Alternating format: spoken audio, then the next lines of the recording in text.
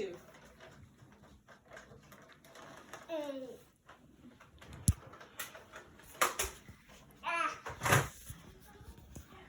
You're on an airplane going to your family vacation. You've waited months to take this trip, and your bags were packed 3 weeks ago. Even though you're excited to get this trip started, you're very nervous. What if the airline loses my luggage? For 99.9% of the population, that is their main concern. For others, we worry about cargo being flown with you and your luggage. Not only is your favorite swimsuit on board the aircraft with you, but so are materials that have the potential to explode, set aflame, corrode steel, poison, and otherwise damage human health and the environment. The other materials that I'm referring to are known as hazardous materials or dangerous goods. As you can imagine, hazardous materials management is a huge responsibility, and those entrusted with it take it very serious. I have trained and worked with hazardous materials for 11 years, gaining experience as a firefighter, a soldier, and most recently, my full-time employer.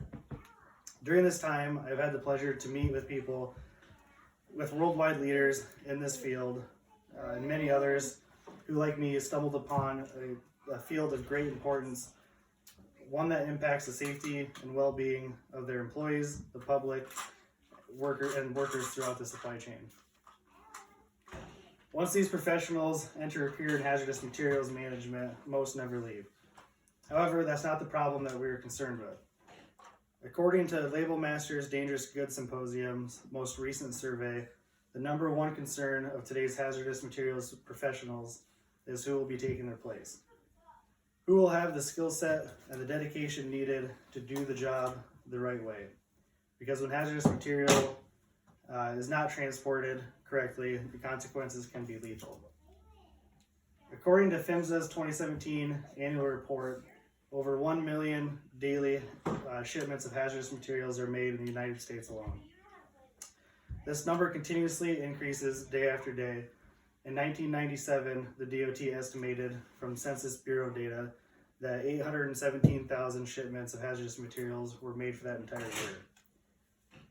Most of the reported incidents and fatalities can be prevented with proper care, packaging, and handling of these materials.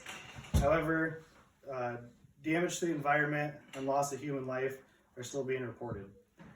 From 2010 to 2015, 55 people lost their lives, 60 more were seriously injured in hazardous materials incidents per the United States Department of Transportation Hazmat Intelligence Portal. As you can see, the responsibility of hazardous materials professionals is huge. But remember, the next time that you step onto a plane, someone had your safety in mind, took the proper precautions, and to make sure that you got to your dream vacation. So if you're like me and have a passion for helping people and keeping the environment safe, then I urge you to consider this profession. Because two things are certain.